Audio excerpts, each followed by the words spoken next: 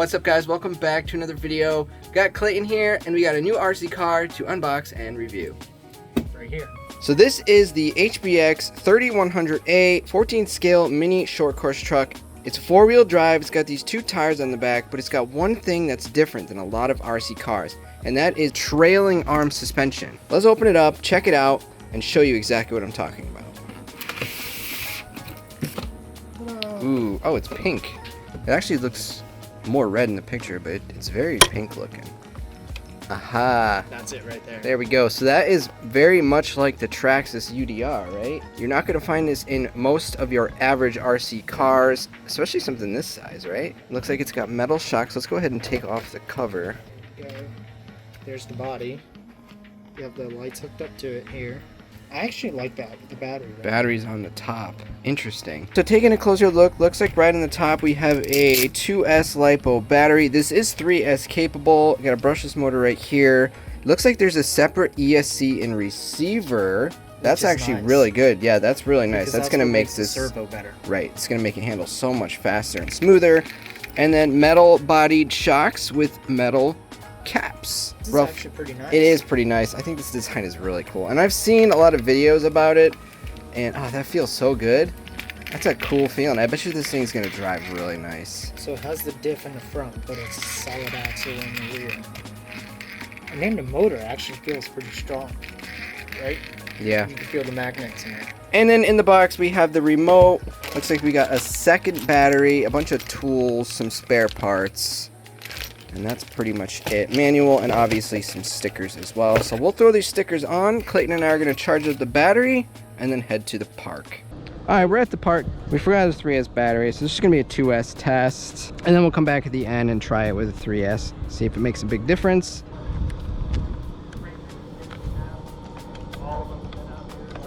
Steering is nice. It's not going. What's going on? Yeah, grab the other battery. That's gotta be what it is, right? It should be. Dude, that thing should be way faster than that. Is that full speed?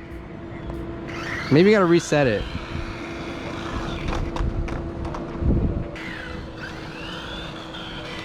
My Bolt is faster than that on 2S, bro. Okay. Alright, so our first test. Something's not right, dude. It's not working. I don't know if it's the vehicle or if it's the battery. I'm gonna go with something's wrong with the car. It's starting to rain.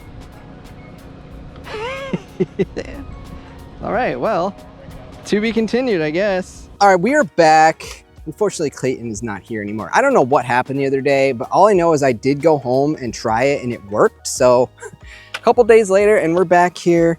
Let me just go ahead and plug it in. I also brought along a 3S battery, which I did forget last time. So maybe it's not so bad that I'm making the video over, but we're gonna start again with the 2S provided in the box. I got my speedometer so we can get a speed reading. I don't even know if it's gonna work. I think it's gonna work. It seemed to work at my house. I guess we're about to find out. All right, moment of truth.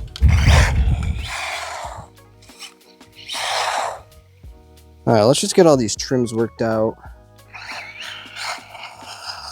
Hey, it works. So the first thing I'm noticing, if you've seen my other videos, guys, you'll know that the HBX, this guy is very similar to the IMX Bolt. The difference is this one has the axle like it does. So I'm noticing right away, it spins way easier. Actually, you get one wheel in the air if you turn hard enough. So I'm gonna lower the steering dual rate a little bit so we get a little bit less turn. And let's just do some speed runs. It's quick. Uh-oh. Oh, geez. Yeah, it's about as fast as the Bolt. Just different rear axle setup. And you got this sick bright LED on it. The Bolt does not have that.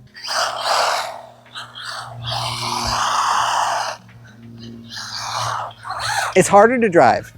That's one thing I can say. We'll see how it ends up performing off-road. But it definitely feels a little more real. All right, let's throw the 3S in it and really get this thing moving. This battery is much larger, so I'm not sure how this is gonna work out here.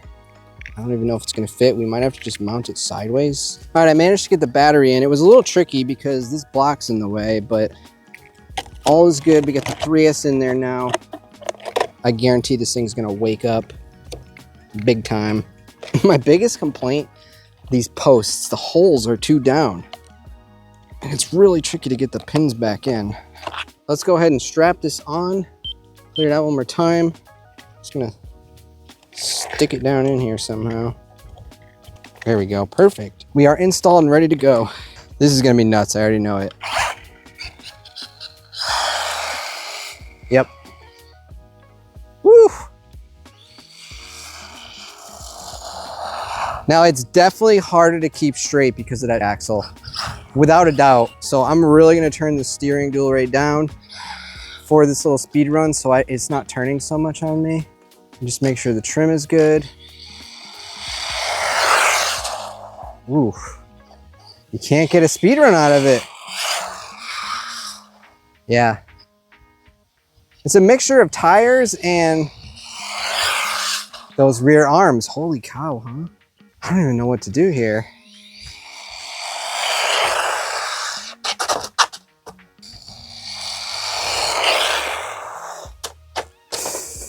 Okay, so not a speedrun car at all. I'm assuming it's gonna be off-road car. 22, we can't get this thing even up to speed. I know it's faster than 22. We're gonna keep trying though. We're gonna keep trying. I'm gonna do very light on the throttle until we're full speed. And I think I gotta just go from a straight shot. I can't be trying to turn it while we're driving. I think I'm gonna have to do it over here.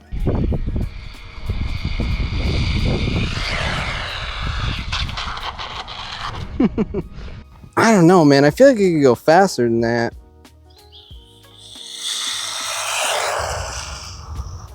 The problem is trying to turn it. As soon as that rear axle swings around, it's game over.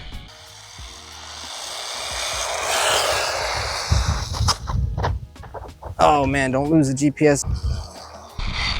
Oh, that's from the steering wheel. Oh, okay. What do we got? That's about what I thought. So I think we'll say 40 to max speed if you can get it to stay straight long enough. 35 is pretty fast. It rips for sure. But the way the suspension moves, it really makes it look like a real truck. And you can make really tight turns too. Time for you to shine.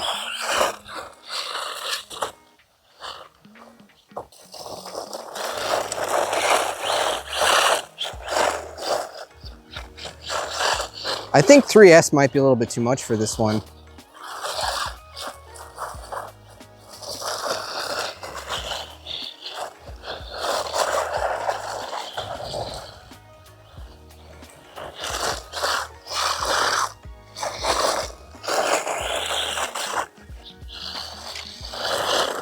It's hard to drive. I'm not gonna lie. This thing's hard to drive. I mean, you gotta go slow if you wanna keep it going straight.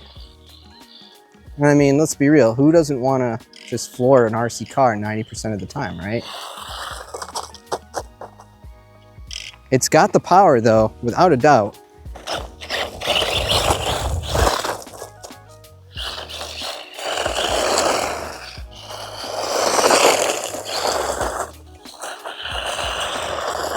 Okay, let's see how it goes in the grass.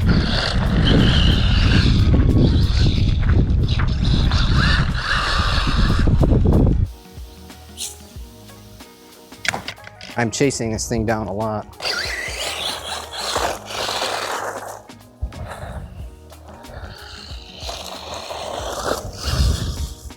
It's definitely fast. Oh, you can't turn it without it rolling though.